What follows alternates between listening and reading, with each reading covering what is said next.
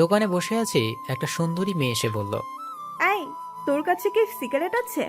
হ্যাঁ, সিগারেট তো আছেই। কি সিগারেট দিব সেটা বলেন। যেটা সবচেয়ে দামি ওই সিগারেটটা দে। আমিও কথা মতো সিগারেটটা দিলাম।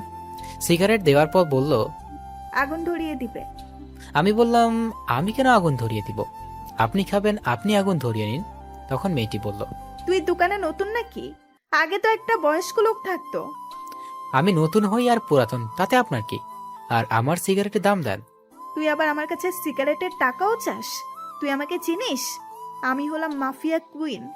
আমার কথা এলাকার সব মানুষ পরিষ্কার পানি গুলা করে খায়, আর তুই আমার কাছে টাকা চাস? তোর তো অবস্থা খুব খারাপ হবে।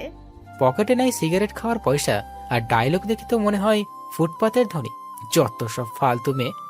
এটা বলার সাথে সাথে মেয়েটি আমাকে ঠাস করে একটা থাপ্পড় মেরে, আমাকে থাপ্পড় মারায় আমি দুই গালে দুইটা বসিয়ে দিই, আর মেয়েটি চিৎকার দিয়ে ওঠে। তখনই দোকানের বাইরে থাকা ছেলেগুলো এসে বলে, আপু কি হচ্ছে? এই ছেলেটা আমার সাথে বেয়াদবি করেছে, একে কিছু শিক্ষা দেওয়া লাগবে। এটা শুনে ছেলেগুলো বলতে থাকে, কি, এই ছেলে তোমার সাথে বেয়াদবি করছে? শালাকে এখনই মজা জকাইতাছি। এটা বলে যখনই ছেলেগুলো আমাকে ধরতে আসবে তখনই বাবা এসে বলল, কি হয়েছে? তোমার ছেলে আমার সাথে বেয়াদবি করেছে, আর এর জন্য আমি তোমার ছেলেকে শাস্তি দিব। ও এখানে থাকে না, 2 দিন এসেছে, আপনাকে হয়তো চিনে না। আর ভুল করলে আমি ওর হয়ে ক্ষমা চাচ্ছি, তাও ওকে ছেড়ে দিন। ঠিক আছে, তুই ভালো মানুষ বলে তোকে ছেড়ে দিলাম। পরের বার সাবধান করে দিস, তা না হলে পরের বার কিন্তু অনেক পস্তাবে। ঠিক আছে মা, বলে দিব আমি। বাবা, তুমি ওর সাথে ওভাবে কথা বলছো কেন? আর সিগারেটের টাকাটা দিয়ে যেতে বলো। টাকা আমার কাছে পাই, আমি দিবানি। এত কথা বলো কেন তুমি? আমি কথা বলছি তো, তাই না? মা, তুমি চলে যাও, আমার ছেলের কথা কিছু মনে করো না, ওর একটু রাগ বেশি তো। পরে মেয়েটি ওর তার ছেলে পেলে সবাই চলে গেল। তখন বাবা বলল, তুই কি মেয়েটাকে চিনিস বাবা? মেয়েটিকে চিনি আমি কি করব? আর মেয়েটিকে? মেয়েটির নাম হলো সাইফাতুল আয়াত, অনেক জেদি এবং বদমেজাজি মেয়ে। তুমি তো মনে হয় শুনেছ শুভ মাস্তান এর কথা। ওই হলো শুভ মাস্তান এর হবু বউ। সেই জন্য কোনো ছেলে পেলে তার সাথে লাগতে আসে না, সবাই ভয় পায়। আব্বুর মুখে শুভ মাস্তানের নাম শুনে মনে মনে ভাবতে থাকলাম, মাস্তান হলাম আমি, আর আমি জানি না আমার হবু বউ। ওহ, আচ্ছা। আমি বাবাকে জিজ্ঞেস করলাম, বাবা, শুভ মাস্তান থাকে কোথায়? তুই যেখানে থেকে লেখাপড়া করিস, কুড়িগ্রামেই থাকে। তুই চিনিস না নাকি? অনেক খারাপ লোক, বুঝছিস? তবে শুনছি গরিবের কখনো কষ্ট দেয় না, বরং সাহায্য করে। শুধু ধনী আর অবৈধ ব্যবসা যারা করে তাদেরকে খুন করে। আমি চিনব কি করে বলো? আমি অনেক ভদ্র, আর খুন খারাপি দেখে ভয় পাই। তুমি তো এটা জানো, তাই না? ওইসবের মধ্যে না যাওয়াই ভালো। দোকানদারি ভালো করে কর, কারোর সাথে খারাপ ব্যবহার করিস না। 2 দিন এর ভিতরে শরীর ঠিক হয়ে যাবে, তখন আমি বসতে পারবো। দোকানদারি করা বন্ধ করে দিলেই তো আর হয় না। তোমার আম্মুর ছোট বোন খরচ তো আমি চালাতে পারবো, আর আমি তো টাকাও পাঠাই। বাবারে, অনেক আগের থেকে ব্যবসা করি। দোকানে বসে মানুষের সাথে কথা না বললে ভালো লাগে না। তুই অনেক টাকা পাঠাইলেও যতদিন শরীর চলবে ততদিন দোকানেই বসে থাকবো। হয়েছে হয়েছে, আর বলতে হবে না। তুমি দোকানে বসো, আমি খাবার খেয়ে আসি। খাবার খেতে বাড়িতে চলে আসে, আর এসে মাকে খাবার দিতে বললাম। খাবার টেবিলে বসে আছি, তখন ছোট বোন ফারিয়া পেছন থেকে এসে বলল, ভাইয়া, আমার চকলেট কোথায়? তুই কি এখনো ছোট আছিস নাকি রে? তুই এখন 10ম শ্রেণীতে পড়স, এখনো চকলেট চাস? তুমি আনছো কিনা বলো। আর আমি এখনো বড় হই নাই, তাড়াতাড়ি চকলেট দাও। চকলেট না দিলে আমি কান্না করব। ফারিয়ার সাথে ওইরকম না করে চকলেট দিয়ে দিলেই পারিস। চকলেট ছাড়া তো আসিস না। চকলেট দিয়ে খাওয়া শুরু কর। চকলেট দিয়ে খেতে বসলাম। খাবার খাওয়া শেষ করে আবার দোকানে যাই, আর আব্বুকে বাড়িতে পাঠিয়ে দিই। সারাদিন দোকানদারি করে বিকালে একটু মাঠে যাই বন্ধুদের সাথে দেখা করতে যাওয়ার সময় দেখি সকালে সেই মেয়েটি সাইফাতুল আয়াত। নামটা অনেক সুন্দর, কিন্তু মেয়েটা ভালো না। ওদেরকে এড়িয়ে যাওয়ার চেষ্টা করলাম, কিন্তু ওই যে কথায় আছে, যেখানে গেলে বাঘের ভয় সেখানে গেলেই রাত হয়। আর আমার ক্ষেত্রেও ঠিক এই বিষয়টাই ঘটল। আমি ওদের এড়িয়ে যাওয়ার পরেও ওদের চোখে আমি পড়ে গেলাম, আর ওরা আমাকে ডাকলো। আমি গিয়ে বললাম, আমাকে ডাকলেন কেন? একটি ছেলে বলল, তুই অপুর সাথে তখন বেয়াদবি করছিলি, তখন পা ধরে মাপ চা। চা। এটা বলতে আমি আমার বন্ধুদের কল দিয়েছি, ওরা আসতেছে। পা ধরে মাপ চাইতে হবে কেন? এটা বলার সাথে সাথেই একটা ছেলে গালে থাপ্পড় বসিয়ে বলল, তুই মুখে মুখে কথা বলস কেন? হুম হুম, যা বলছি তাই কর। আরে ওকে মারিস না, ছেলেটা দেখোস না কত ভদ্র, ওকে ভালো করে বুঝিয়ে বল, তাই হবে। আমি তখন মনে মনে বলতে থাকলাম, আসলে নিজের এলাকাতেই আছি, সেই জন্য তোদেরকে ছেড়ে দিচ্ছি, তা না হলে তো তোদের একটাকেও তো ছাড়তাম না। তখন একটা ছেলে বলল, দাঁড়িয়ে দাঁড়িয়ে কি ভাবিস, যা পা ধরে মাপ চা। তখন সাইফাতুল পায়ের কাপড় তুলে বসলো, আর আমি স্লোলি স্লোলি হেঁটে যাওয়ার ধরছি। তখনই আমার বন্ধুরা চলে আসলো, আর ওদের দেখে সাইফাতুল ও তার ছেলে পেলে একটু সোজা হয়ে দাঁড়ালো। আমার বন্ধুদের মধ্যে রিফাতকে দেখে বলল, ভাইয়া আপনারা সবাই এখানে কেন? রিফাত কিছু না বলে আমাকে এসে বলল, আসতে একটু লেট হয়ে গেল, মন খারাপ করিস না। আর তুই এখানে দাঁড়িয়ে আছিস কেন? এরা আমাদের দাঁড় করিয়ে রাখছে কার কাছে থেকে মাপ চাইতে হবে বলে। কে বলেছে মাপ চাইতে হবে? তার পাটা বের কর, আমি মাপ চাইতে পাঠাইতেছি। আমরা তো জানতাম না যে উনি আপনাদের বন্ধু, তাই আর কি একটু র্যাগিং করতেছিলাম। তাই বলো? আরে ছাড় তো, এগুলো সবাই বাচ্চা মানুষ, এই বয়সে এরকম করাটা ব্যাপার না, চল। আচ্ছা তুমি বললে বলে আমি ছেড়ে দিলাম, কিছু বললাম না। এরপর যেন এরকম না শুনি, বুঝতে পারলে? এটা বলে ওদের সাথে চলে গেলাম। মাঠে গিয়ে রিফাতের সাথে আলাপে বসলাম, ওই ট্যাবলেটের ব্যবসার খবর কি, ওর বিরুদ্ধে প্রমাণ বের কর। চেষ্টায় আছি।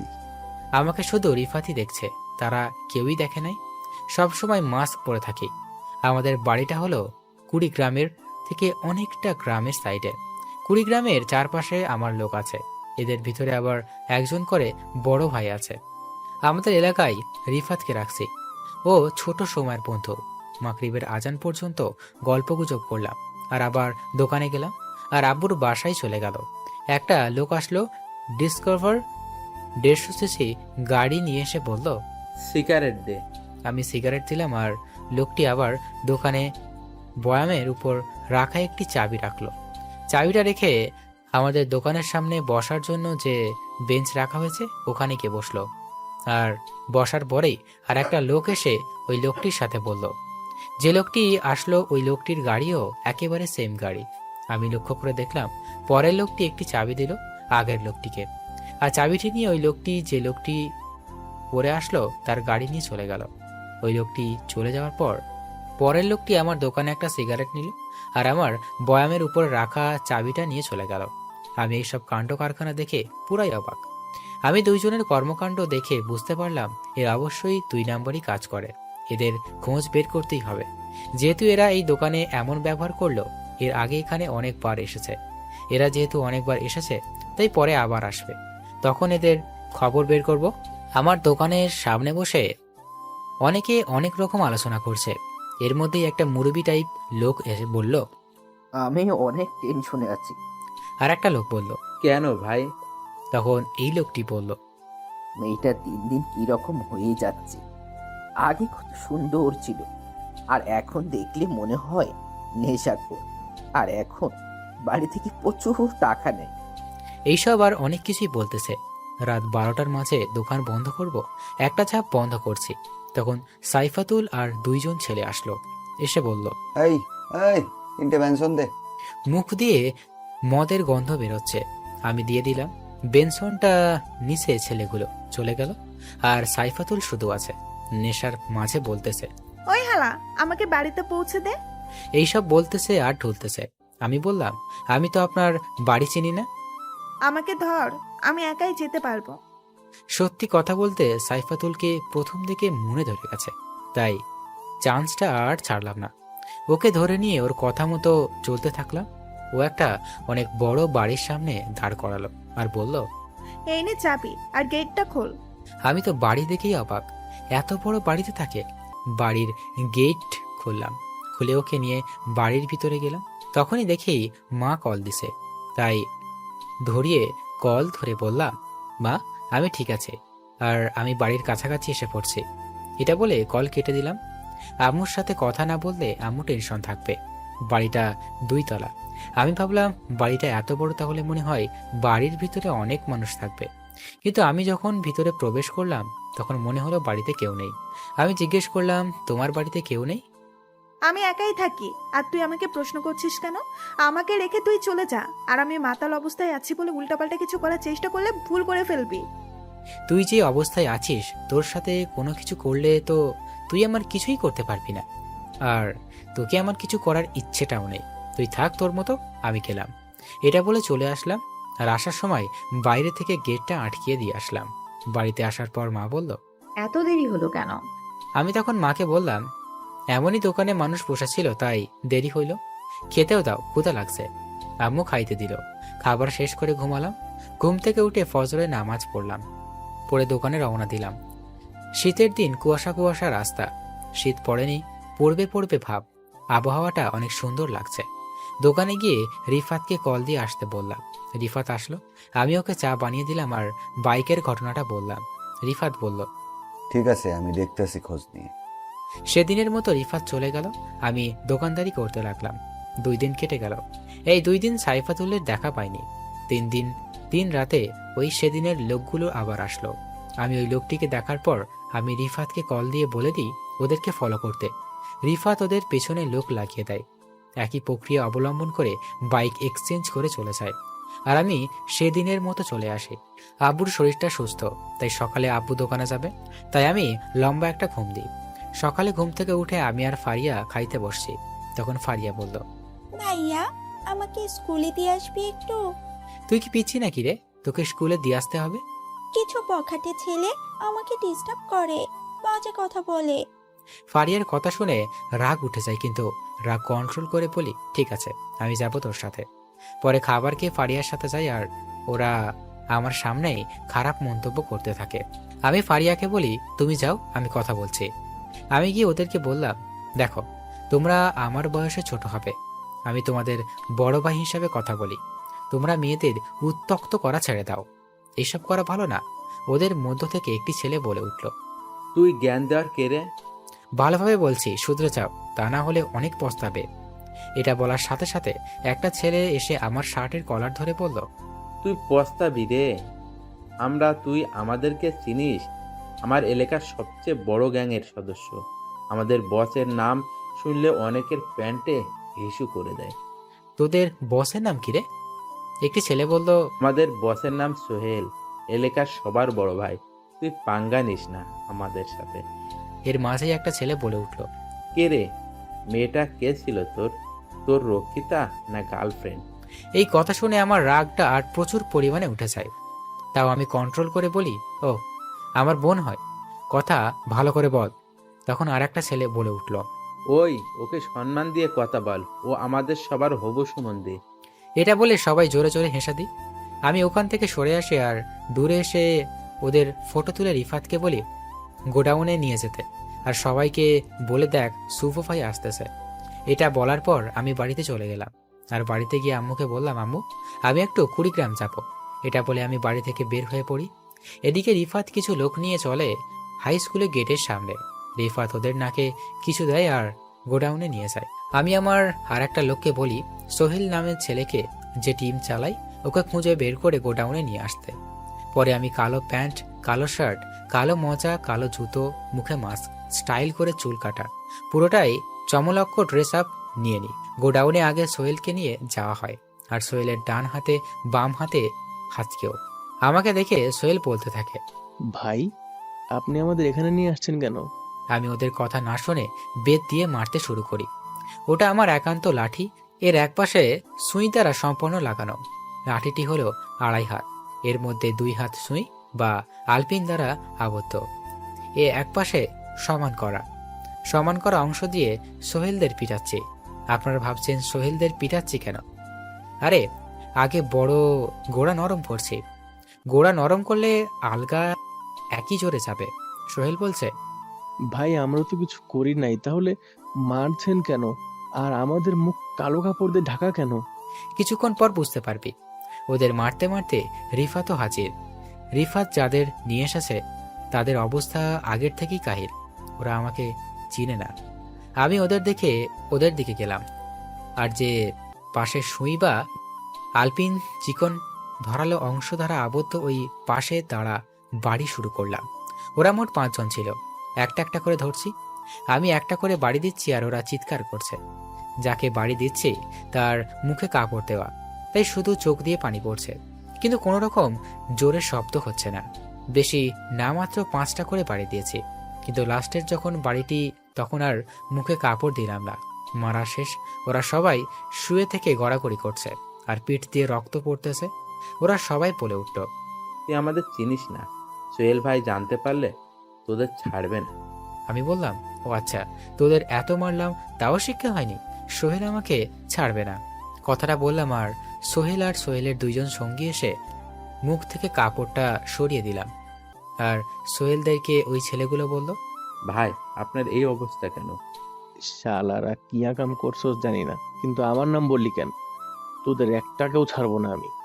আমাকে আরো মার খাওয়াবি? উনি আমাদের ভাই আর ওর সামনে আমার নাম শুনে ভয় দেখাস? আমরা তো জানি না। আচ্ছা শুভ ভাই, ওদের মারলেন কেন?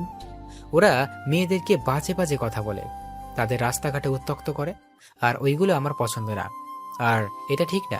তারপরেও এরা ওই রকম করেছে। এটা বলে আর একটা বাড়ি মারলাম ওদের সবাইকে। রিফাত সবাইকে খবর দিয়ে দিছে যে শুভ ভাই আসবে, তাই সবাই দেখা করার জন্য চলে আসছে। আমি রিফাতকে বললাম, রিফাত, লবণ নিয়ে আসো আর ওদের পিঠের উপর লাগাও। এদিকে সোহেল ওদের বলতেছে, যা পা ধর, তা না হলে লবণ দিলে বুঝবি ঠেলা। কিন্তু ওরা সোহেলের ইশারা বুঝলো না। অবশেষে আর একটা পিঠের উপর লবণ দেয়া হলো, আর ছেলেগুলো মুরগি জবাই করার মতো যেরকম লাফ মানে ওই রকম করা শুরু করলো। 2 মিনিট রাখলাম, এরপর বললাম, ওদের লবণ ধুয়ে দাও। এটা শুনে একটু চিল্লাচিল্লি কমলো। ওদের লবণ ধোয়ার জন্য যে গরম পানি ঢালা হবে এটা হয়তো জানা ছিল না ওদের। গরম পানি দেওয়ার সাথে সাথে আর চিৎকারের পরিমাণটা আরো বেড়ে গেল। অবশেষে কষ্ট সহ্য করতে না পেরে সব জ্ঞানহারা হয়ে পড়ল। আমি সোহেলকে বললাম, যা, এবার এদের চিকিৎসা কর, আর এদেরকে বলে দিও ভালো করে। আবার যদি আমি জানতে পারি তোমার লোক মেয়েদের সাথে খারাপ আচরণ করে, তাহলে ওদের জায়গায় তুমি থাকবে। ঠিক আছে ভাই। এটা বলে সোহেল চলে গেল। আর যাওয়ার সময় আমি কিছু টাকা দিলাম চিকিৎসা বাবদ। ওদের মারার কারণে মনেই নেই যে আর লোক আছে। পুরো গোডাউন বোঝাই মানুষ, সব এলাকার লোক আছে। আমার জন্য একটা চেয়ার আছে, আমি ওখানে বসলাম আর আমার পাশে রিফাত বসলো। আমি চেয়ারে বসে সবাইকে দেখছি। দেখে এদের মধ্যে সাইফাতুলও আছে, অনেক সেজেগুজে এসেছে, আর 4-5 জন মেয়ে আছে। কিন্তু সাইফাতুলকে সুন্দর বেশি লাগতেছে। সাইফাতুলকে দেখতেছি। রিফাত কানের কাছে এসে বলল, কম করে দেখ। আমি ওর কথা শুনে হুঁশে ফিরে সবার উদ্দেশ্যে বললাম, তোমরা জানো আমি কিছুদিনের জন্য আন্ডারগ্রাউন্ড আছি, আর আজকে দেখলেই তো শাস্তির কথা। তোমাদের টিমের যদি কেউ কোনোদিন কোনো রকম মেয়েদের সাথে খারাপ ব্যবহারে উত্ত্যক্ত করে, আর আমি যদি জানতে পারি, তাহলে তাদের শাস্তি এর থেকে কষ্টদায়ক হবে। আবার ভেবো না আন্ডারগ্রাউন্ড আছি বলে কিছু জানতে পারবো না, আমি কিন্তু সবই জানতে পারি। এটা বলে রিফাতকে আস্তে করে বললাম, মেয়েটিকে একটু সাহায্য করি। তুই সবার ভাই, তোর যা ভালো মনে হয় কর। মজা নিস বেটা। আমি সবার মাঝখান থেকে বললাম, ওই সাদা শার্ট, শুনে যাও। তখন সাইফাতুল বলল, জি আমি। হ্যাঁ তুমি। সাইফাতুল আসলো আর বলল, আমাকে ডাকলেন কেন? তোমার সাথে প্রেমের কথা বলবো, সেই জন্যই ডাকলাম। ওমা, সত্যি? হ্যাঁ গো হ্যাঁ, আমি তোমার সম্পর্কে অনেক কিছু শুনলাম। তুমি তো অনেক খারাপের দিকে যাচ্ছ। তুমি সবার সাথে খারাপ ব্যবহার করো, দোকান থেকে খাবার নিয়ে টাকা দাও না। যার সাথে খারাপ ব্যবহার করো, এইসব যদি আর শুনি, তাহলে লবণের পানিতে গোসল করাবো, বুঝতে পারলে? হুম, বুঝতে পারছি। আর একটা কথা ছিল, তোমাকে না এই ড্রেসে অনেক সুন্দর লাগছে। আমার কানের কাছে মুখ নিয়ে এসে বলল, আই লাভ ইউ। এটা বলে চলে গেল। আমি ওটাই গুরুত্ব না দিয়ে সবার উদ্দেশ্যে বললাম, তোমরা সবাই ভালো থেকো, সামনে কিন্তু অনেক বড় কিছু হতে পারে। সবাই বলল, ঠিক আছে ভাই, আর আপনার সাথে একটা করে সেলফি তুলতে চাই। তোমরা এখানে অনেক লোক, আর সেলফি তুলতে গেলে অনেক সময় লাগবে। এর মধ্য থেকে একজন বলে উঠল, ভাইয়া আপনাকে দেখতে চাই। আমি বললাম, ভাইয়া আমি একদিন আনুষ্ঠানিকভাবে সবার সামনে আসব, তখন দেখবে। এটা বলে সবার কাছ থেকে বিদায় নিলাম। আর আমি যখন বের হয়ে গাড়িতে উঠব, তখন সাইফাতুল আমার কাছে এসে বলল, তোমার নাম্বারটা দাও। কি করবে? প্রেম করব। আসলে আমি তোমাকে অনেক ভালোবাসি, তাই আর কি প্রেম করার জন্য তোমার সাথে কথা বলতে চাই এবং ভালোবাসতে চাই। ভালোবাসা আর আমাকে না দেখেই আমার মুখোশের আড়ালে যে মুখটি আছে সেটা যে বিকৃতি থাকে, তখন কি করবে? তবুও ভালোবাসবো। এখন নাম্বারটা দেন। আমি ফোন ব্যবহার করি না। তখন আমার ফোনটা বেজে উঠল। আমি পকেট থেকে আইফোনটা বের করলাম। কথা বলতে বলতে গাড়িতে উঠলাম আর রিফাত সাইফাতুলকে বলল। ভাই কথা বলবে না, তুমি এখন যাও। আর সাইফাতুল মনে মনে বলল, এত দামি একটা ফোন পালে আর বলে আমি ফোন পালি না। আমি পার্সোনাল নাম্বার নিয়েই ছাড়বো। আমি কলে কথা বললাম আর দোকানে যে লোকগুলো এসে গাড়ি এক্সচেঞ্জ করতে তাদের ব্যাপারে খোঁজ পেয়েছি। লোক দুটোর নাম জুয়েল ও লিমন। ওরা মূলত ড্রাগস সাপ্লাই দেয়, আর এই ড্রাগসগুলো সেই কলেজের ছাত্রছাত্রীদের। এটা শুনে একটা শক খেলাম। লোকটি আরো বলল, ওদের পিছনে অনেক বড় বড় লোক আছে। এখানে একটা গ্যাং কাজ করে। এই কাজের অনেক বড় বড় নেতা জড়িত আছে। পরে কলটা কেটে দিল আর ভাবতে লাগলাম ওদেরকে যেভাবেই হোক শেষ করতে হবে। তারা কলেজের ছাত্রদের টার্গেট করে, যেটা খুবই খারাপ লাগলো। মনে মনে ভাবতে থাকলাম যেভাবেই হোক ওদের শেষ করতে হবে।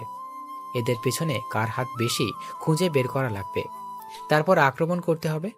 আমি রাত 10টায় বাড়িতে যাই।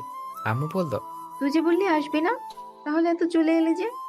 আমি মাকে বললাম কাজ শেষ হলো, চলে আসলাম। আচ্ছা বস, আমি তোকে খাবার দিচ্ছি। খাবার শেষ করে শুয়ে থেকে ফেসবুকিং করছি, তখন আব্বু আসলো। আব্বু এসে বলল, কি রে, কখন এলি? আরেকটু আগেই আসলাম, কিছু বলবা নাকি? কালকে ডাক্তার দেখাতে হবে। তোমার কাছে কি টাকা আছে? আমার কাছে টাকা ছিল, ওই টাকা দিয়ে দোকানে মাল কিনছি। আমার মনেই ছিল যে কালকে চেক আপ করতে হবে। আমার কাছে টাকা কিন্তু বিকাশে। কালকে কখন যাবা? অনেক ভরে যেতে হবে। ও, আমি টাকা বের করে নিয়ে দিচ্ছি। এটা বলে টাকা বের করার জন্য দোকানের দিকে রওনা দিলাম। দোকান বেশি দূরে না, দোকান হলো সাইফাতুলদের বাড়ির সাথে। আমি গেলাম, দূর থেকে দেখতে পেলাম 2-3 জন বসে আড্ডা দিচ্ছে। আমি দোকানের কাছে দেখতে পেলাম সাইফাতুল আর 3-4 জন ছেলে বসে আছে। আমি দোকানদারকে বললাম 10,000 টাকা বের করা লাগবে, ক্যাশ আছে কি? আছে। টাকার কথা শুনে সাইফাতুল বলল, এই দেখ রে, দোকানদার লোক রাও বিকাশে হাজার হাজার টাকা রাখে। গরিব লোকদের জন্য বিকাশ আর কম টাকা রাখা যাবে না। যেখানে গরিব মানুষ টাকা রাখে, ওখানে আমাদের মতো ধনী মানুষ টাকা রাখতে পারবে না। তোরা কি বলিস? জি আপা, আমাদের ধনীদের জন্য আলাদা অ্যাপ বানাতে হবে টাকা লেনদেনের জন্য। আমি ওদের কথা শুনে রাগ না করে একটু হেসে সাইফাতুলকে বললাম, আমার কথা ছাড়ো, আমি গরিব মানুষ। আমি শুনলাম তোমাকে নাকি কে পাত্তাই দেয় না, নাম্বার চাইছিল। তোমাকে নাকি ইনডাইরেক্টলি না করে দিছে, পার্সোনাল নাম্বার দিবে না। এটা বলার সাথে সাথে সাইফাতুল মুখটা শুকিয়ে গেল আর আমার কাছে এসে বলল, তুই কিভাবে জানলি? আর ওর নাম বলিস না, তাহলে আমি শেষ। আমি আর কিভাবে জানবো? তুমি তো জানো রিফাত আমার বন্ধু। ওই এসে বলল আমাকে, মুখ থেকে কথা বের করে নিয়ে বলল, দোকানদার মামা, একে একটা গড়া করে চা দেন। আমি চা খাই না, আর আপনি যখন এত মিষ্টি করে বলছেন তাহলে খাওয়াই যায়। তারপরে চা খেলাম। আচ্ছা, তুই কি শুভ ভাইকে চিনিস? আমি চিনতে যাব কোন দুঃখে? ওসব আলতু ফালতু লোককে চেনার ইচ্ছে নেই আমার। রিফাত এসে বলল আমাকে, এই আর কি। আচ্ছা, শুভ ভাইকে আলতু ফালতু লোক বললি কেন? চা দে, তোর খাওয়া লাগবে না। এটা বলে চায়ের কাপটা সত্যি সত্যি নিয়ে নিল হাত থেকে, আর এটা দেখে পুরাই টাসকি খাওয়ার মতো অবস্থা। পরে আমি চলে গেলাম আর আব্বুকে টাকা দিয়ে ঘুমিয়ে পড়লাম। সকালে উঠে দোকানে গেলাম। বেলা 9টার দিকে ওই লোকগুলো জুয়েল ও লিমন আসলো। ওদের দেখেই আমার লোকগুলোকে কল করে রাখলাম, আজকে এদের ধরবো। ওরা চলে যাবে, কিছু দূরে যাওয়ার পর ওদেরকে ধরলাম। ওদের গুপ্ত জায়গায় নিয়ে যাওয়া হলো। আমি দোকানে বসে আছি, তখন দেখি সাইফাতুল আসলো। আমি সাইফাতুলকে বললাম, আমার সাহায্য করবেন? আপনি মাফিয়া কুইন, সাহায্যটা করেন। কি সাহায্য লাগলে বল। আপনি একটু আমার দোকানের ভিতরে এসে দোকানটা দেখেন, আমি একটু বাইরে থেকে আসতেছি। সাইফাতুল ভাব নিয়ে বলল, ঠিক আছে, যা। আমিও চলে এলাম দোকান থেকে। আড়ালে এসে একজনকে কল দিয়ে বললাম আসতে। ও এসে আমাকে নিয়ে গেল। আমি গুপ্ত জায়গায় গিয়ে ওদেরকে বললাম, ওরা কি মুখ খুললো? মুখ খুললে না তো। ওদের মারার শিখাস নাই? এই দেখে আমি মারার আগেই ওরা সবকিছু বলে দিবে। আমি গিয়ে হাতে একটা সই নিলাম আর বললাম, এইসব চক্র কোন কোন জায়গা থেকে চলে বল। মরে গেলেও বলবো না। ওদেরকে অঙ্গকোষ বারবার 2 বা আলপিন দ্বারা আগত করি। জুয়েলকে আগত করার পরই লিমান বলে, এগুলো মূলত কুড়িগ্রাম হাজি মার্কেট থেকে সাপ্লাই হয়, ওখান থেকে আমাদের দেয়, তাছাড়া আমরা কিছু জানি না। এটা বলার পর আমি কুড়িগ্রাম এক ওসির কাছে কল দিই আর ওকে আসতে বলি আমার দোকানে। এটা বলে ওখান থেকে চলে আসে। এদিকে দোকানে মেয়ে মানুষ দেখে ভিড় পড়ে গেছে। যেহেতু সাইফাতুলকে সবাই চেনে, তাই ওকে অনেক মজা নিচ্ছে।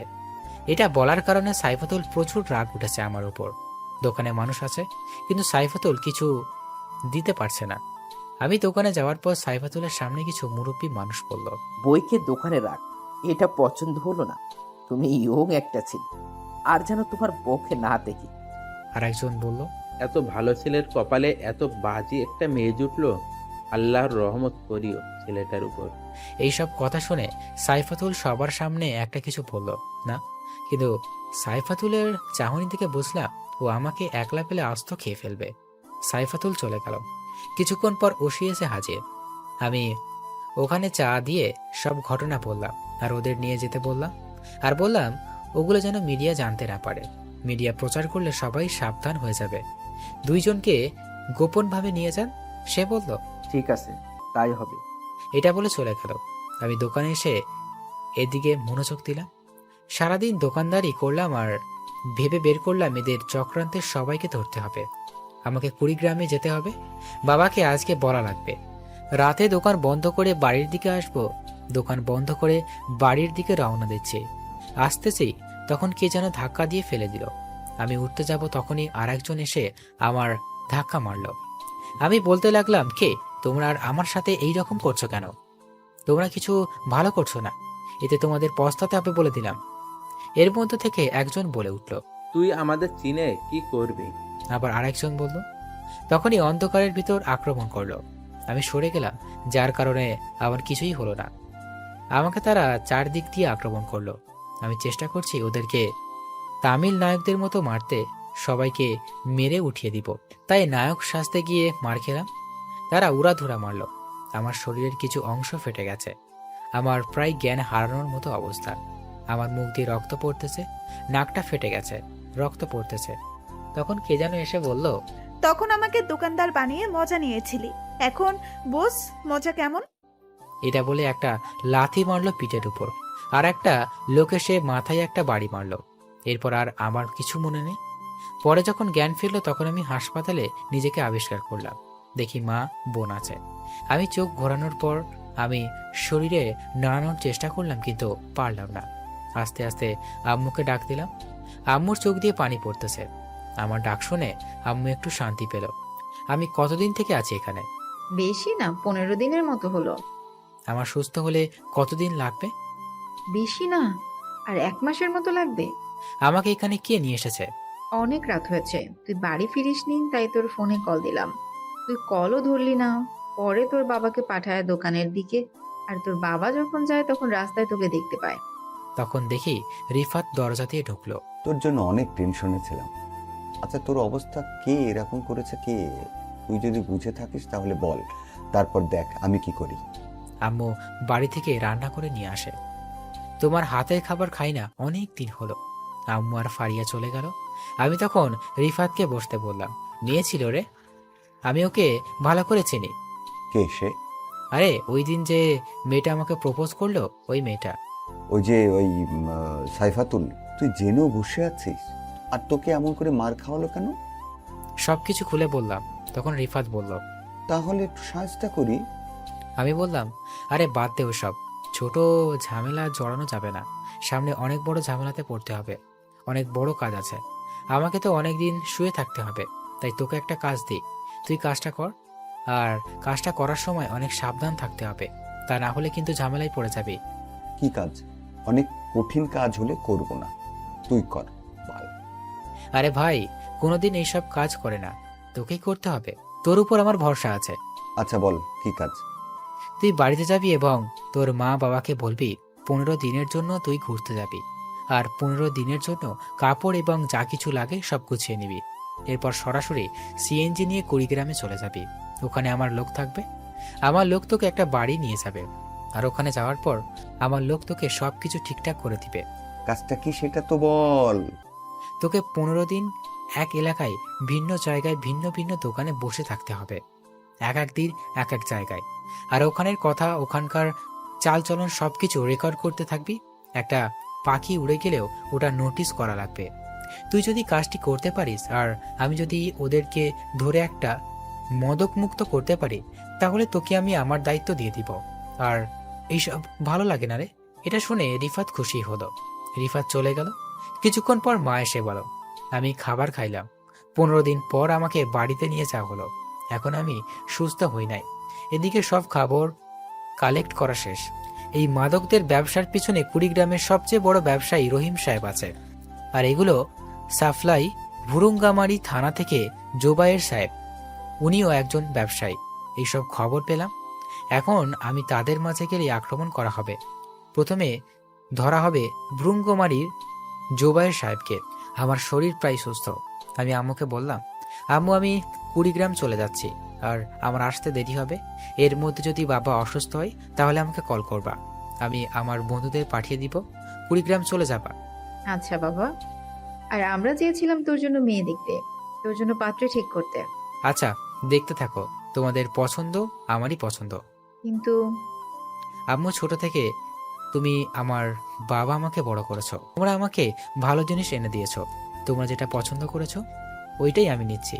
আর আমার থেকে আমার পছন্দ কি কি রকম হবে এটা ভালো জানো। আমার আর সময় নেই, আমি ফ্রেশ হতে বের হব। তুমি খাবার রেডি করো। ফ্রেশ হয়ে খাবার খেয়ে বের হলাম। তখনই ফারিয়া এসে বলল, ভাইয়া আসবে কবে? আমি বললাম দেরি হবে। আর ওকে 100 টাকা দিলাম। আর আম্মুর কাছ থেকে বিদায় নেওয়ার সময় আম্মুকে দিলাম 1000। আম্মু নিতে চাইলো না, তবুও দিলাম। সিএনজি নিলাম। আমি ওঠার সাথে সাথে দেখি সাইফাতুলও উঠল। আমি দেখেও না দেখার ভান করলাম। কুড়িগ্রাম আমি যাব এটা প্রচার হয়ে গেছে। তাই আমার সব ছেলে পেলে আমাদের একটা নির্দিষ্ট হলো রুম আছে, ওইখানে এসেছে। আমি মনে মনে আইডিয়া করলাম সাইফাতুলও মনে হয় ওইখানেই যাইতেছে। আমাকে দেখে সাইফাতুল বলল, কিরে দোকানদার, তুই তাহলে এখনো বেঁচে আছিস?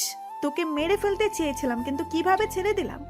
তোকে মারার পরিকল্পনা করেছিলাম ওই দিন, যেদিন তোর জন্য রিফাত ভাই আমাকে বকে, সেই দিনই। কিন্তু পরে যা করলি তার জন্য রাগ আর বেশি উঠেছিল, তাই আর কি হালকা পাতলা কিছু দিলাম। আর আমার চোখের দিকে চোখ তুলেও তাকাবি না। আর আমি এখন যেখানে যাচ্ছি ওইখানে আমার অনেক ছেলে যারা আমাকে কুইন বলে ডাকে, কারণ আমি যে শুভর হবু বউ, বলতে পারিস গার্লফ্রেন্ড। কি রে, তুই কি মার খাওয়ার পর বোবা হয়ে গেলি নাকি?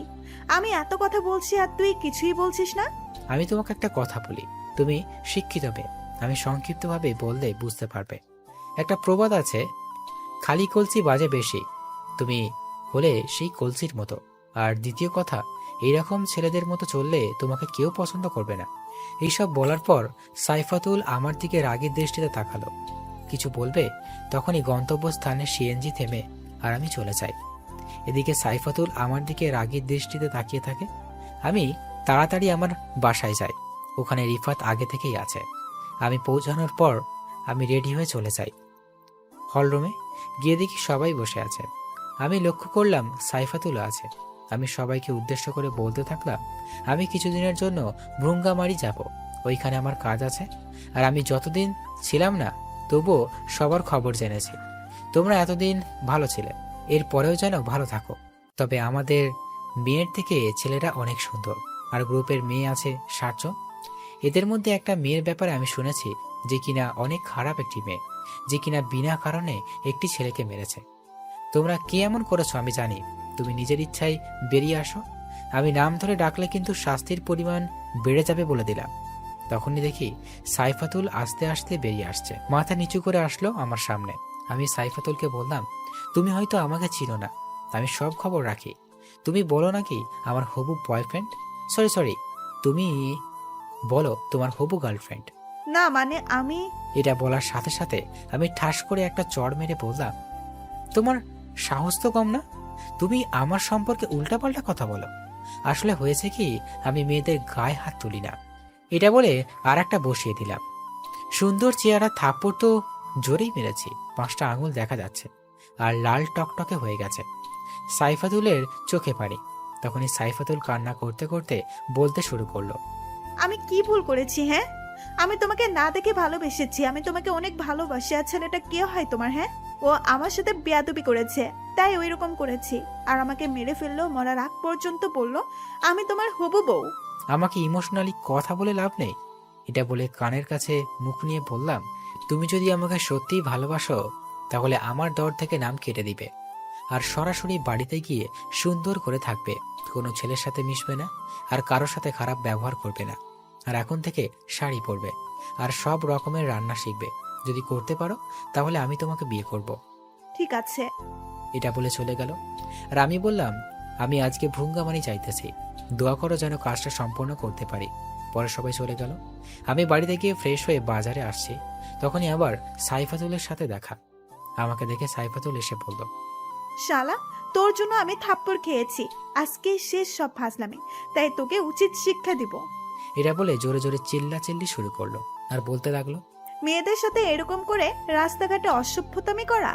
দুইজন লোক এলো।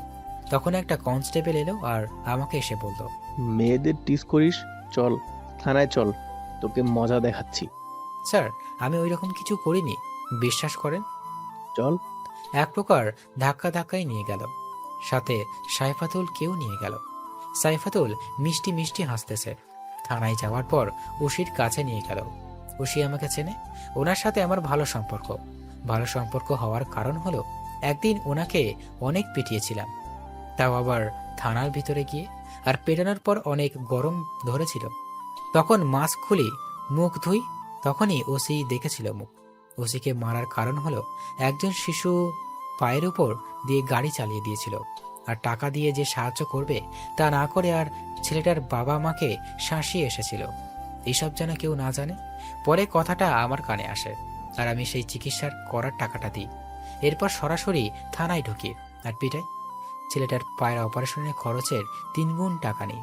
এরপর থেকে আমাকে রেসপেক্ট দিয়ে কথা বলে আর দেখা হলে কৌশল বিনিময় করে। ওসির সামনে নিয়ে গিয়ে বলল, স্যার, এই ছেলেটা এই মেয়েটাকে ডিস্টার্ব করে, তাকে খারাপ কথা বলেছে। ওসি আমাকে দেখে ভাই বলবে, তখনই আমি ইশারা দিয়ে না করি। তখন ওসি এসে বলে, কি এত বড় সাহস?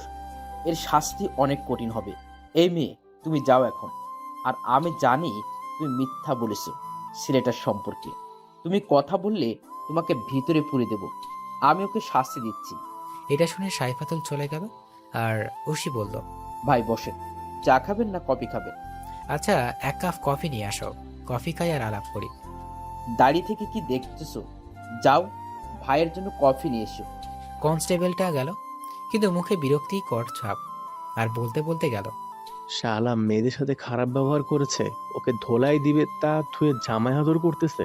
আমি ভুঙ্গামারি যাইতেছি মদক ব্যবসায়ীকে ধরতে। হদ এখানে পুলিশের ঝামেলা হলে তোমাকে কল দিব, ডিআইজিকে নিয়ে চলে যাবে, ওখানে গ্যাঞ্জাম হতে পারে। তখনই কফি নিয়ে আসলো, আমি হাতে নিলাম। ওসি দাঁড়িয়ে আছে, আমি বললাম বসো। তখন ওসি বসলো। না, আমি দাঁড়িয়ে ঠিক আছে। আপনার সামনে বসে থাকা কেমন যেন দেখা যায়। ঠিক আছে, তাহলে কল দিয়ে চলো, যাও, যাতে তোমারই লাভ হবে। শিক্ষিত লোক, বুঝতে পারছো। তাহলে আমি চলি, আজকের পর দেখা হবে ভ্রঙ্গামারিতে। পরে চলে আসলাম ওখান থেকে। চলে আসার পর কনস্টেবল ওসিকে বলতেছে, স্যার ওকে ওরকম করলেন কেন? মেয়েদের টিচ করেছে, ওই আপনি পিটাবেন না তারে? তুমি নতুন তো, যাকে নিয়ে এসেছিলে, ও যদি বলে আমি নারী চাই, তাহলে ওর বাসার সামনে লাইন ধরে যাবে। ওর সাথে একটু কথা বলার জন্য অনেক মেয়ে অপেক্ষা করে। ওই ছেলে কিভাবে এই মেয়েকে টিচ করবে বলো? ছেলেটাকে? তুমি তো শুভ ভাই এর নাম শুনেছো। স্যার শুনেছি। সে তো অনেক ভালো, ভালোদের জন্য, আর খারাপ মানুষ খারাপদের জন্য। ওনার সাথে বলে বড় বড় লোকের ওঠা বসাও আছে। শুভ ভাইকে বলে কেউ দেখে নাই। ছেলেটা কি শুভর লোক নাকি? আরে গাধা, ওই হলো শুভ ভাই। তুই আগুন নিয়ে খেলতে চাইছিলি রে। আপনি ওকে দেখলেন কি করে? একদিন এই থানার ভিতরে এসে আমাকে পিটাতে পিটাতে ঘেমে গিয়েছিল। তখন আমার সামনে মুখোশ খুলে মুখ ধুয়েছিল, আর ওভাবে দেখি। আপনাকে মারলো, কেউ কিছু বললো না? কে কি বলবে? এমপিও তো শুভ এর সাপোর্টের জন্য হয়েছে। আমার উপরে সবাই ছিল। এমপি ছিল, টিউন অফিসার ছিল, ডিআইজি ছিল, আর যে অফিসার আছে বড় বড় সবাই ছিল। সবার সামনে পিটিয়েছে, এখনো মাঝে মাঝে ব্যথা করে। কোনো অফিসার কিছু বললেই বাইরে শুভের ছেলেপিলে ছিল, ওরা এসে তাকে নিয়ে যেত পিটানোর জন্য। পুরো থানার এরিয়াতে তার ভরপুর ছিল, আর আমাকে ওদের মাঝখানে নিয়ে ধোলাই করে। শোনো, এরপর থেকে হলে খারাপ ব্যবহার করো না, যেন ভালো ব্যবহার করবে, তা না হলে কিন্তু। স্যার দোয়া করেন আর যেন আমার সাথে দেখাই নাই হয়। আপনাকে মেরেছিল আর আমি আরো লেভেলে নাই। এদিকে আমি রওনা দিচ্ছি, আর যাওয়ার সময় এমপিকে কল দিয়ে দিলাম, দিয়ে বললাম এমপি সাহেবকে মাদক ব্যবসায়ীদের সাথে দেখা করতে যাচ্ছে, আপনার নাম যেন না বের হয়, বুঝতে পারছেন? বাবা, তোমার যা ইচ্ছা করো, আমি ভালো, বুঝেছ? এসব কাজের ভিতর আমি নাই। ভ্রুঙ্গামারি আসলাম। আসার পর আমাদের লোক ছিল, ওরা সবকিছু ঠিক করে রাখছে। আবার মাস্ক পরা সবার সাথে কথা বললাম, আবার খোঁজ লাগলাম কোনো দোকানে এরকম ব্যবসা হয় কিনা। সবাইকে বের করার জন্য এক মাস্ক লাগলো। 30 জনের মতো ধরছে, ওদের উপরে সবার নাম বলছে। এদের ভিতর ছিল কারিমুল, বেল্লাল, সুজন আর 3 জন, মোট 6 জন। এদের ব্যবহার ছিল কুকুরের মতো। এদের একজনকে ধরে নিয়ে যাওয়ার বসের নাম জানতে চাইলাম, কিন্তু বলল না, বড় বড় কথা বলল। আমার রাগ উঠে গেল। আমি ওকে মেরে লাশ টাঙিয়ে দিলাম ভ্রুঙ্গামারি বাজারে। সবাই বলাবলি করতেছে, কি করলো এরকম? পুলিশও খুঁজতেছে, কারণ ভ্রুঙ্গামারিতে পাওয়ারই লোক ছিল। এদের 6 জনের বিরুদ্ধে গোপনভাবে শুনেছি এরা নাকি নারী পাচারও করে। একজনকে মারার পর বাকি 5 জনকে ধরলাম। ওরা পালানোর চেষ্টা করছিল, কিন্তু অল্পের জন্য পারেনি। ওদেরকে বললাম, এইসব মাল কুড়িগ্রাম কাকে দিস? 5 জনকে 5 রুমে দেখা হয়েছে, কেউ বলতেছে না। পরে আমি একটা একটা মারা শুরু করলাম। 4 জনকে মেরে ফেলেছি। 4টা লাশ একজনের সামনে রেখে জিজ্ঞেস করলাম, বল কাকে সাপ্লাই করিস? এই লাশ দেখে ভয় পেয়ে গেছে। কুড়িগ্রাম এর ব্যবসায়ী হিমেল ও হেলালকে সাপ্লাই দেয়। এখন বল, নারী পাচার যে করিস, এগুলো কি ওরা 2 জন নাই? হ্যাঁ, আমাকে ছেড়ে দাও। এটা বলার সাথে সাথে আমি হেডশট মালিগুলি মাথার উপরে চলে যাই। আর তখনই ফোনটা বেজে ওঠে, আর ফোনটা হাতে নিয়ে দেখি মা কল বলল। মা বলল অনেক অসুস্থ হয়েছে। মা, চিন্তা করো না, আমি আমার বন্ধুকে পাঠিয়ে দিচ্ছি।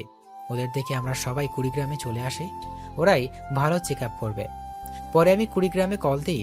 আমার একটা ছেলে আছে, সাজনা, ওকে বললাম বাড়ির ঠিকানা দিয়ে, যাও মা বাবাকে নিয়ে আসো, ওদের যেন কোনো সমস্যা না হয়। আর ওদেরকে এনে বাবাকে ভালো ডাক্তারের কাছে চেক আপ করাতে নিয়ে যাবা। আর কোনো ডাক্তারের জন্য সিরিয়াল চলে আমার কথা বলবে। ঠিক আছে ভাই। পরে সবগুলোর দেহের উপর লিখে দিই শুভ ভাই। আমার মায়ের ধরন দেখে ভ্রুঙ্গামারির ছেলে পেলে ভয় পায়, যেটা ওদের মুখ দেখে বোঝা যাচ্ছিল। ওদের বডি রাতের বেলা রোডের উপর ফেলে দিয়ে আসে। সকালবেলা মানুষ দেখে অনেক ভয় পেয়ে যায়, আর থানার ওসি পাগলের মতো আমাকে খুঁজতেছে। আজকে সন্ধ্যায় গাড়ি আসবে। তারপর কুড়িগ্রাম কল দিয়ে বললাম, ভ্রুঙ্গামারি থানার ওসিকে কেসটা বন্ধ করে দিতে বল। এদিকে বাবাকে সবচেয়ে বড় ডাক্তার ওখানে নিয়ে গেছে। যেহেতু বড় ডাক্তার, সেহেতু ভিড় তো আছেই, আর তো সিরিয়াল নাম্বারই নাই। আর এমন সময় গেছে, ডাক্তার এখন রোগী দেখা বন্ধ করে দিয়েছে। এমন সময় সাজু গিয়ে বলল পিয়নকে, কিন্তু পিয়ন কিছু করতে পারবে না। পরে বলল ডাক্তারের সাথে দেখা করলো, ডাক্তার রোগী দেখবে না। তখন সাজু বলল, স্যার আপনি তো মনে হয় এখানেই থাকেন, আর শুভ ভাইয়ের নাম তো শুনছেনই। শুভ ভাই, চিনি কেন? ওনার বাবা স্যার যদি না দেখেন তাহলে আমি আরেকটু বানিয়ে বলবো, তখন মনে হয় আপনার জীবনে আর কোনোদিন রোগী দেখতে পারবেন না। পরে ডাক্তার রোগী দেখে, আর সাজু বাইরে এসে মেডিসিন নিতে গেল। সাজুকেও সবাই চেনে, তাই দোকানদার সাজুকে দেখে বলল, আপনার বাবা নাকি? না, শুভ ভাইয়ের আব্বা। ও, শুভ এর আব্বা। এই নেন ঔষধ, টাকা লাগবে না। শুভ ভাই বাবাকে ঔষধে দিতে পেরেছি, এটাই অনেক সৌভাগ্য। শুভ আমার জন্য অনেক করেছে, তার জন্য কিছুই করতে পারিনি। তাই বলে 10,000 টাকা নিবেন না, শুভ ভাই শুনলে তো রাগ করবে। কিছু হবে না, তুমি আঙ্কেলকে নিয়ে যাও, সময় করে আমাদের বাসায় একদিন নিয়ে যেও। আব্বু এসব দেখে আর অবাক হচ্ছে। পরে ওরা চলে আসে বাসায়, আর ফার্মেসিটা রাজনৈতিক নেতা ওখান থেকে তুলে দিতে চেয়েছিল। পরে আমার কাছে এসে তখন আমি ওকে কাজ করে দিই। এরপর আর কেউ ফার্মেসি তুলে দেওয়ার সাহস করেনি। সন্ধ্যায় রওনা দিলাম বাড়ির দিকে। রঙ্গামারির ছেলেপেলেদের কাছ থেকে কুড়িগ্রাম এসে বাড়িতে গেলাম। গিয়ে দেখি সবাই সবার সাথে গল্প করতেছে। আমাকে দেখে মা বাবা ফারিয়া খুশি হয়ে গেল। আমি ওদের সাথে কথা বলে ফ্রেশ হতে গেলাম। ফ্রেশ হয়ে এসে খাবার খেলাম। খাবার খেয়ে ঘরেতে গেলাম আর শুয়ে থেকে ভাবতে থাকলাম এদেরকে কিভাবে মারবো। এদেরকে মারলে তো অনেক ঝামেলা হবে। পরের দিন হিমেল ও হেলালের সাথে দেখা করতে গেলাম। আমি যাওয়ার পর আমার সাথে মোটামুটি ভালো ব্যবহার করলো, কিন্তু তাদের মনে মনে শুধু আমাকে মারার চিন্তা ভাবনা। আমি চলে আসার সময় বলে আসলাম, ভালোভাবে থেকো, আবার দেখা হবে, তোমরা বাঁচবে তাও না হলে আমি বাঁচবো। এটা বলে চলে আসলাম। গাড়িতে বসে আছি, তখন একটা অচেনা নাম্বার থেকে কল আসলো। আমি কলটা রিসিভ করতেই মিষ্টি একটা কণ্ঠ ভেসে আসলো। আমি কলটা রিসিভ করলাম। করার পর দেখি ফোনের ওই পাশ থেকে মিষ্টি একটা কণ্ঠ ভেসে আসতেছে। কণ্ঠটা শুনেই বুঝতে পারলাম এটা সাইফাতুল। আমি তোমার কথা মতো ঠিক হয়ে গেছি, তুমি আমার বাসায় আসো। আমি আপনাকে চিনতে পারলাম না, আর বাড়িতে যেতে বলছেন কেন? আর আমি সাইফাতুল, তোমার হবু বউ। ও আচ্ছা, চিনতে পেরেছি। আচ্ছা, তোমার বাড়িতে যেতে বলছো? আসুন, আমি তোমাকে আমার পরিবর্তন দেখাবো। আর আমি রান্না করতে শিখে গেছি, আমার হাতের রান্না খাওয়াবো তোমাকে। ঠিক আছে, এখনই যাচ্ছি। আমরা 5 জন আছি, 5 জনের রান্না করো। আমার সাথে রিফাতও আছে। পরে রওনা দিলাম। সাইফাতুলদের বাড়িতে গেলাম। সাইফাতুলকে কল দিলাম। দেওয়ার সাথে সাথে সাইফাতুল গেট খুলে দিল। আমরা ভিতরে প্রবেশ করলাম। বাড়ির ভিতরে গেলাম। রান্না করা শেষ হয় নাই। সাইফাতুলকে শাড়ি পরে অনেক সুন্দর লাগতেছে। মনে হইতেছে পেছন থেকে জড়িয়ে ধরে থাকে। আর সাইফাতুল রান্না করুক। রান্না হয়ে গেছে, আমরা সবাই বসে আছি। সাইফাতুল দেখবে আমাকে, সেই জন্য ওর মানে অনেক খুশি। আমার তো ঝামেলা হয়ে গেল। আমি তো মুখোশ খুলবো না। মুখোশ না খুললে ভাত খাবো কি করে? আমি তখনই সাইফাতুলকে বললাম, আচ্ছা তোমার বেডরুম কোথায়? ওইদিকে কেন? ওর বেডরুম দেখে খাবার প্লেট আর পানি নিয়ে চলে গেল ওর রুমে। আর ওর রুমে গিয়ে খাবার খাওয়া শুরু করলাম। আর বাইরে রিফাত বসে, সবাই অবাক, কারণ শুধু রিফাত আমার ফেস দেখেছে, তাছাড়া কেউ দেখে নাই। সবাই হাঁ করে সাইফাতুলের দরজার দিকে তাকিয়ে আছে। অবশেষে তারাও খাওয়া শুরু করলো। খাবার খাওয়া শেষ করে বের হলাম। দেখি সবারই খাওয়া শেষ, কিন্তু সাইফাতুল খায়নি। আমি সাইফাতুলকে বললাম, আরে তুমি খাইছো? না, আমি তোমার সাথে খাইতে চাইলাম, আর তুমি তো লুকিয়ে খেলে। আচ্ছা, এখন বসে থাকি, তুমি খাও। ভাইয়ারা, আপনারা আমার রুমে গিয়ে রেস্ট নেন, আমি একাই থাকি এত বড় বাড়িতে, আপনারা বাড়িটা দেখেন। সাইফাতুল কি বুঝাতে চাইছে তা রিফাতও আরো 3 জন বুঝতে পারছে। রিফাত যাওয়ার আগে বলে গেল, চল ভাই, কাবাব মে হাড্ডি হওয়া যাবে না। আমি সাইফাতুলের পাশে বসলাম আর সাইফাতুল খাবে। দেখি চামচ নিতেছে। আমি দেখে জিজ্ঞেস করলাম, হাত দিয়ে চামচ দিয়ে খাবে কেন? হাতে একটু সমস্যা হয়েছে, তাই খেতে পারবো না। দেখি কি সমস্যা। সাইফাতুলের অবস্থা খুব খারাপ, হাত গরম পানিতে পুড়ে গেছে। আমি দেখে বললাম, এইরকম কবে হয়েছে? আজকে হয়েছে, তুমি যখন বললে আসবে তখন তাড়াহুড়া করে রান্না করতে গিয়ে এরকম হয়েছে, তাই চামচ দিয়ে খেতে হবে। আচ্ছা ঠিক আছে, তোমার কষ্ট করে খেতে হবে না, দেখি আমি খাওয়িয়ে দিচ্ছি। সত্যি আমাকে খাওয়িয়ে দিবে? তারপর খাওয়াইয়ে দিলাম। খাইয়ে দেওয়ার সময় অনেক রকম ফিলিংস হচ্ছিল, যেটা হয়তো লিখে প্রকাশ করতে হবে। সাইফাতুলকে খাওয়ানোর সময় অনুভূতিটা ছিল আমার জীবনের সবচেয়ে রোমান্টিক মুহূর্ত। খাওয়ার সময় শেষে এখন বিদায়ের পালা। আমি চলে আসব, তখন মনে পড়লো হাতের কথা। আমি সাইফাতুলকে বললাম, আচ্ছা তুমি বাসায় একাই থাকো, তাহলে রান্না বান্না কি করে খাওয়াবে? চলো, আমার সাথে আমার এক ফ্রেন্ড আছে, ওর বাসায় ওর মা বাবা বোন থাকে, ওদের সাথে থাকবে। সাইফাতুল আর কোনো কথা না বলে বের হয়ে এলো। খয়েরি রঙের শাড়ি পরেছে, ওই শাড়িতে ওকে খয়েরি পরীর মতো লাগছিল। সাইফাতুল গাড়িতে বসলো। আচ্ছা, তোমার বন্ধুর মা বাবা থাকে, তোমার বন্ধু থাকে না? আরে বলো না, বন্ধুটা সহজ সরল ছেলে। সেদিন মিটিংয়ের সময় কোনো ফালতু মেয়ে বলে মিথ্যা বলে পুলিশের কাছে দিয়েছে, আর আমার কাছে খবর আস্তে আস্তে শুনলাম কোর্টে চালান দিয়ে দিয়েছে। পরে কমিয়ে দিয়ে 2 মাসের জেল হয়েছে। ওহ, আসুক, তারপর মেয়েকে খুঁজে বের করে এমন কষ্ট দিব যেটা কখনো ভুলতে পারবে না। আর একটা কথা, ওর বাবা মায়ের সাথে এই রকম কিছু আলাপ করবে না। ওর বাবা মা জানে ওদের ছেলে কাজের জন্য ঢাকা গেছে। আচ্ছা, আর মেয়েটাকে পেলে আমাকে বলবে, আমিও একটু পিটাবো। আপনারা ভাবছেন সাইফাতুল আমাকে মারলো, মিথ্যা বলে জেলে দিল, তাও কোনো রকম শাস্তি দিল না। আরে ভাই, হাতে ক্ষমতা থাকলে এরকম করবে। প্রথম যখন ক্ষমতাতে আসি তখন আমিও করেছি, তাই কিছু মনে করি না এসব। সাইফাতুলকে বাড়িতে নিয়ে গেলাম। আমি বাড়িতে না গিয়ে রিফাতকে পাঠালাম, আর আম্মু আব্বুকে বলবি মেয়েটাকে শুভর পছন্দ। রিফাত ওকে নিয়ে চলে গেল। সাইফাতুল তো বাবা মাকে দেখে অবাক, কারণ এদের ছেলে তো জেলে পাঠিয়েছে। আম্মু সাইফাতুলকে দেখে বলতো, আরে তোমার বাড়ি তো আমার এলাকায়, তাই না? জি আন্টি। আসো, এটা তোমার ঘর, ফ্রেশ হও। রিফাত সাইফাতুলকে রেখে এসে আব্বু আম্মুকে বলল, শুভ ওই মেয়েটাকে পছন্দ করে, আর মেয়েটা একটু ওখানে সমস্যা হয়েছে, তাই এখানে থাকবে। মেয়েটা বখাটে ছিল, ব্যাপার না, দেখতে তো অনেক সুন্দর, বাকিটুকু সামলিয়ে নেবে শুভ। শুভর যে রাগ, একদিনই মেয়েটিকে ঠিক করে ফেলবে। তা তুমি কি বলো? তোমার ছেলে বড় হয়েছে, তার যা ভালো লাগে তাই করতে দাও, আর কি বলবো। রিফাত চলে যায় আর সাইফাতুল বসে থেকে ভাবতে লাগলো, শালা, আমি শুধু আগুনের পাশে পাশে ঘোরাঘুরি করি, যাকে জেলে পাঠালাম তার বাসায় থাকছি, আর ওর সাথে যে খারাপ ব্যবহার করেছে এসব যদি শুভ জানতে পারে তাহলে আমি শেষ। আর আমিও বললাম ওই মেয়েটাকে মারবো। আল্লাহ রহমত করিও। এদিকে মা সাইফাতুলের ঘাড়ে হাত দিয়ে বলতেছে, হ্যাঁ, তোমার মন কি খারাপ? না আন্টি, এমনি। আচ্ছা চলো কিছু খেয়ে নাও। না আন্টি, আমি বাড়ি থেকে এসেছি, পরে খাবো। ঠিক আছে মা, আরাম করো। আর দেখো না, ছেলেটাও ঠিক মতো বাড়ি আসে না, কি যে কাজ করে এত। তারপর মা চলে যায়। এদিকে মাথায় একটা চিন্তা, কিভাবে যেন যায় ওই দুজনকে।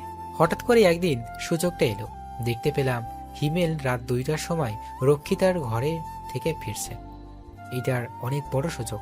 পরে রাস্তার পাশে গিয়ে গাড়ি থামাতে বললাম, কিন্তু থামলো না। হিমেল হয়তো ড্রাইভারকে বলে দিয়েছে গাড়ি না থামাতে। পরে আমাদের গাড়ি দিয়ে গাড়িটি থামালাম। ও ড্রাইভার বলল, আপনারা কে আর কি চান? আপনারা আমার বসকে চেনেন না? এটা বলার সাথে সাথে গুলি করলাম মাথা বরাবর। তারপর হিমেলকে জাগালাম, আর হিমেল আমাকে থেকে পুরাই চমকে উঠল। আরে, আমার কি টাকার অভাব নাকি রে? তুই তো অনেক রকমের ব্যবসা করিস, তাই না? তোর যে কয়টা ব্যবসা, ওই কয়ভাবে তোকে মেরে ফেলবো। এই আমার লাঠিটা দে। পরে আমার সেই বিখ্যাত লাঠিটা দিল। আমি শুধু আন্ডারওয়ার্ড দেখে সব কাপড় খুলে ফেললাম, আর আমার সেই লাঠিটা দিয়ে সারা শরীরে পিটালাম। সারা শরীর দিয়ে রক্ত বেরোচ্ছে, আর হিমেল অনেক আকুতি মিনতি করছে। আমি বললাম, তোকে মাফ করবো কিভাবে? তুই তো নারী পাচারকারী কে, তুই উঠন্ত ছেলে মেয়েদের জীবন নষ্ট করে দিস। পিটানো শেষ হওয়ার পর হিমেলকে নিয়ে গেলাম ফুটন্ত লবণ মেশানো পানিতে। পানিতে ছাড়ার পর হিমেল শুধু লাফালাফি শুরু করলো আর বলতে লাগলো, কে শোনে তার কথা।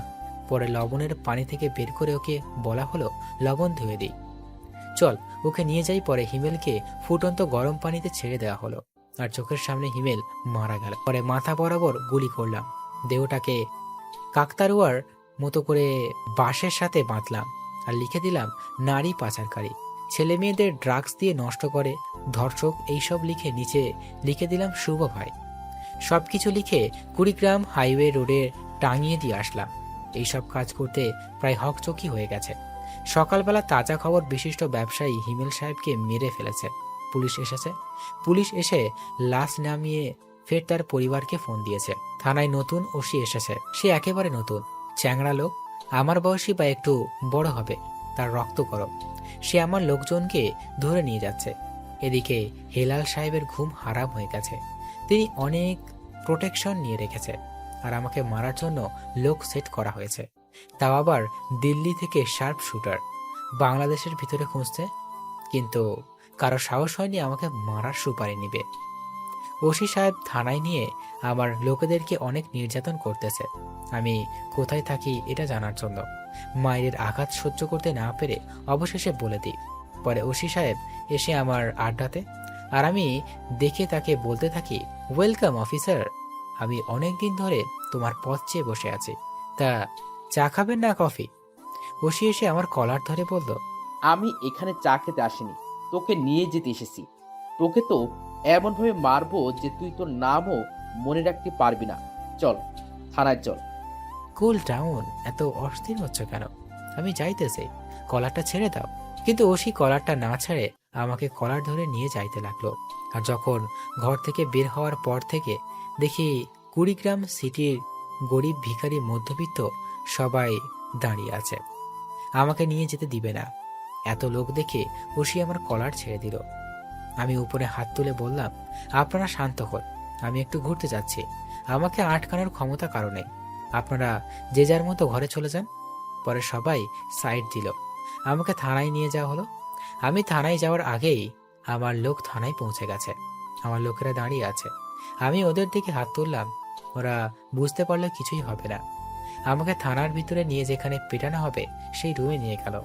আমাকে পিটাবে সেই জন্য শরীরের কাপড় খোলা হলো, শুধুমাত্র আন্ডারওয়ার্ডটা রেখে মুখের মাস্ক যখন হাত দিবে তখন এমপি সাহেব, ডিআইজি, মন্ত্রী সাহেব, যত বড় অফিসার আছে ওরা সবাই এসে পড়েছে।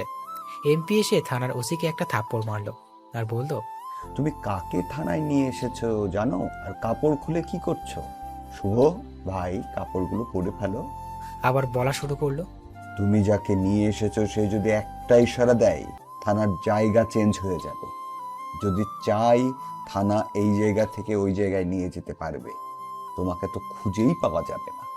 এক থানায় কয়জন লোক আছে? তোমাদের তো আটকানো ব্যাপার না। আর ওকে ধরেছো, ও তো আর ভালো মানুষকে মারেনি। শুভ, বাবার জন্য 1 কাপ চা নিয়ে আসো। তুমি চিন্তা করো না, ও হয়তো তোমাকে চিনতে পারেনি।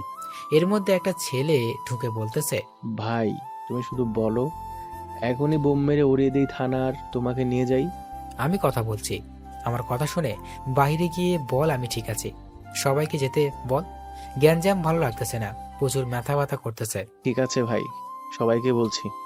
তোমার মাথাটা টিপে দিতে কইব?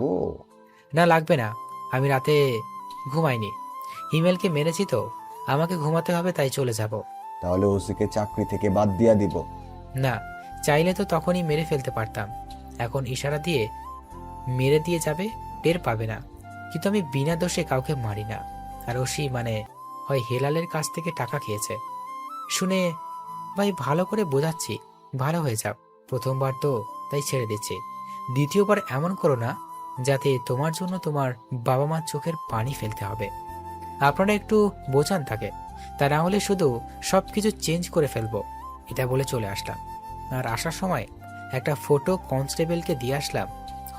ফটোটা ছিল ওসিডি, আর তানারা অনেক বকলো। আর ওসি তো বোকার মতো সবকিছু চেয়ে চেয়ে দেখতেছিল, কি বলবে বলার তো কিছুই নেই। বাইরে আমার গাড়িতে উঠলাম, লোক ছিল, উঠে এসে পড়লাম। ওসিকে কনস্টেবলকে বলল, আমি যে হেলাল এর কাছে টাকা খাইছি, এটি জানলো কেমনে? সে তো সব খবরই জানে। আর আপনাকে ছেড়ে দিল কি জন্য জানেন স্যার? কিসের জন্য? আপনি নতুন বিয়ে করেছেন, আপনার নতুন বউকে বিধবা বানাতে চাইনি। আপনি যখন থানায় এসেছেন তখনই খবর নেওয়া শেষ। বাড়ি কই, বাড়িতে কে কে আছে আর জানতে পারেন, কারণ তার লোক সারা বাংলাদেশে ছড়িয়ে পড়েছে। আপনি পুরাই আগুনের ভিতর হাত দিয়েছিলেন। উনি কি ভালো মানুষ? ভালো না হলে তো গরিব মানুষের সাপোর্ট পেত না। আর এই নেন আপনার ফটো। ওসি ফটো হাতে নিয়ে ফটোর পেছনে সব ডিটেলস লেখা আর লাল কালি দিয়ে ওয়ার্নিং। গাড়ি নিয়ে বাসার কাছাকাছি এসে পড়েছে। তখনই গাড়ি থেকে নামবো, পাশ থেকে একটু শুনতে পেলাম, এই বাচ্চারা চলো ঘরে তাড়াতাড়ি। বাচ্চারাও মনে হয় ভয় পেয়ে চলে গেল। আমি গাড়ি থেকে 1 পা নামিয়ে দিয়ে রেখেছি, কিন্তু নামছি না। আমার কেন জানি সন্দেহ হচ্ছে। আমাকে রিফাত বলল, নামোস না কেন? চুপ। তখনই দেখতে পেলাম এই পাশে একটা মার্কেট, এর নাম হলো হাজি মার্কেট। পরে এদের মালিককে কল করলাম, আমার কল পেয়ে বলল, ভাই, আপনি কল দিয়েছেন কেন? কোনো সমস্যা? না, তোমার মার্কেটে কি দরজার সামনে ক্যামেরা লাগানো আছে? জি ভাই। ক্যামেরাটা সরাসরি পশ্চিম দিকে নিয়ে বল, আর যতটুকু উঠে উঠুক ততটুকু উপরে উঠতে বল, আর যা দেখা যাবে সবকিছু আমাকে বল। ওকে ভাই। ভাই, উপরের দিকে শুধু স্ল্যাপার দেখাচ্ছে। ঠিক আছে। পরে কলটা কেটে দিলাম। কেটে দিয়ে কল দিলাম আমার লোককে, বললাম, ওই বিল্ডিং এর ছাদে দেখো লোক আছে, তাড়াতাড়ি ওখানে যাও, ওরা আমাকে মারার চেষ্টা করতেছে। তারপর ওরা চলে গেল। আমি 1 পা উপরে তুলে আবার নিচে নামিয়ে দিই। এদিকে আমার লোক চলে গেছে। দেখে দুটি লোক স্নাইপার নিয়ে 1 2 3 4 গুনছে। আমি বের হয়ে হেডশট মারবো, এদের গোনা দেখে আমার লোক গোনা শুরু করলো। এতে শব্দ বেশি হলে আর লোক দুইজন টেরও পেল না। তারা পুরাই অবাক। আমি গাড়ি থেকে মিষ্টি একটা হাসি দিয়ে নামলাম আর ওদেরকে নিয়ে যাওয়া হলো আমার মারার রুমে। ওদেরকে বলা হলো কে পাঠিয়েছে। বলল হেলাল সাহেব। এটা শুনে ওদের গুলি করে মেরে ফেললাম আর লাশ দুটো পাঠিয়ে দিলাম হেলালের কাছে। আর সিদ্ধান্ত নিলাম আজকেই অ্যাটাক করব হেলালের ওখানে। আর অনুমান করা কত লোক আছে। পরে খবর নিয়ে বলল 50 জন লোক আছে। পরে অ্যাটাক করলাম। আমাদের মাঝে মারামারি হলো। আমাদের লোক ছিল 200 জন, এর মধ্যে নিহত হলো 20 জন। আর ওদের সবাইকে মেরে ফেলা হয়েছে। আমাদেরও অনেক আঘাত লেগেছে। রিফাতের একটা গুলি লেগেছে, আমার তেমন কোনো কিছু হয়নি।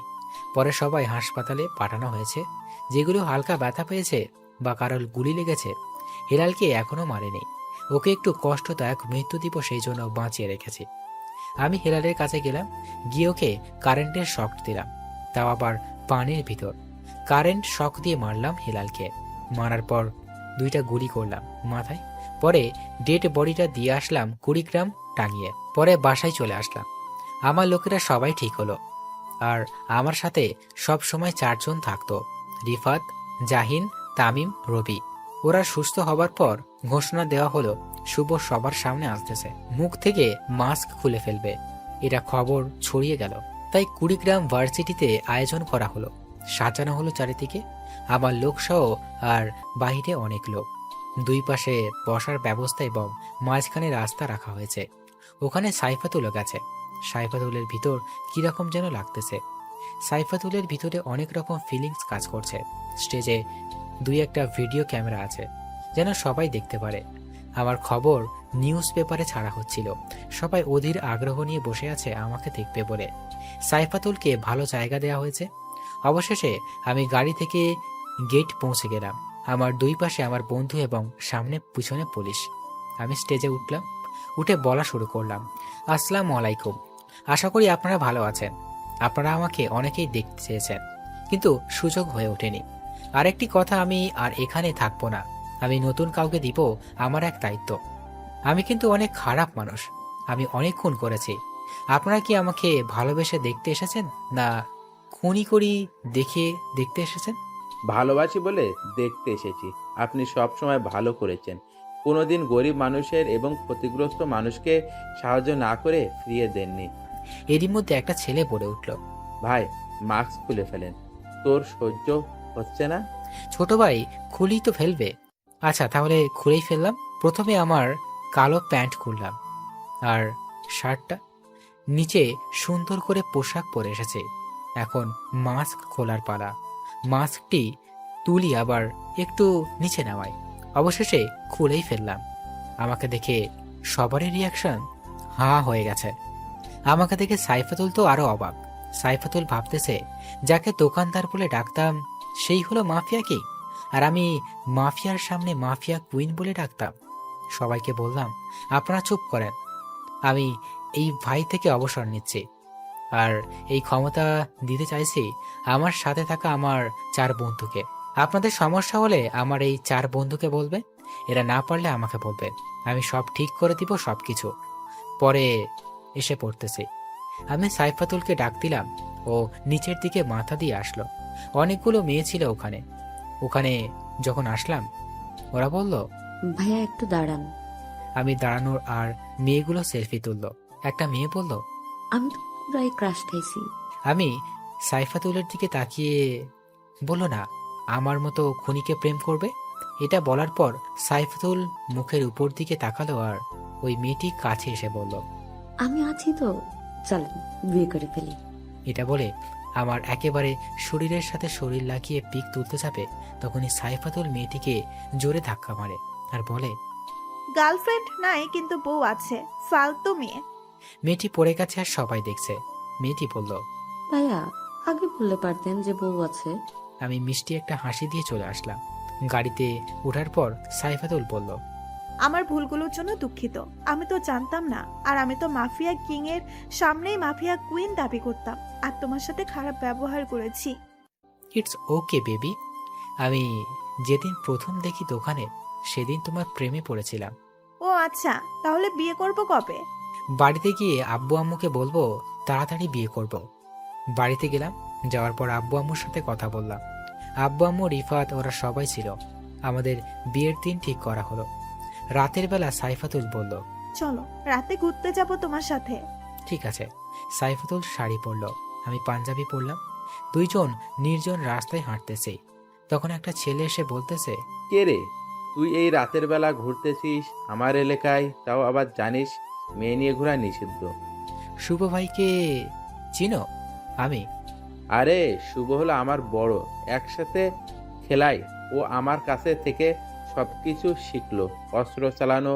আর তুই আমাকে শুভ ভাই এর নাম শুনিয়ে ভয় দেখাস? ও আচ্ছা, বেশি বকবক না করে পালা, না হলে কপালে দুঃখ আছে। এমন মার মারবো না। ওই আমি চিকনা বলে দুর্বল ভাবিস? এই তোরা কই রে? পরে 2-3 জন লোক আসলো, এসে আমার মুখে আর সাইফাতুলের মুখে লাইট ধরলো। লাইট ধরেই অবাক। তখন পরে ছেলেগুলো বলতেছে, ভাই ভাবি কি খাবেন বলেন, আমার এলাকায় এসেছেন। আরে যে ছেলেটি আমাকে ভয় দেখালো ওই ছেলেটি তো বেহাল অবস্থা, কথা বলতে পারছে না। আমি একটা থাপ্পড় তুললাম, কিন্তু না মেরে তার কাঁধে হাত রেখে বললাম, তুমি আমাকে অস্ত্র চালানো শিখিয়েছ। না মানে ইয়ে হয়েছে কি ভাই? ঠিক আছে, বলতে হবে না। পরে আমি আর সাইফাতুল চলে আসলাম হাসতে হাসতে। তারপরে আমি আর সাইফাতুল দুইজনে মিলে সুখে শান্তিতে সংসার করতে লাগলাম। এইভাবেই সুখে শান্তিতে কেটে গেল আমাদের বাকি জীবন। খোদা হাফেজ, ভালো থাকবেন। সমাপ্ত।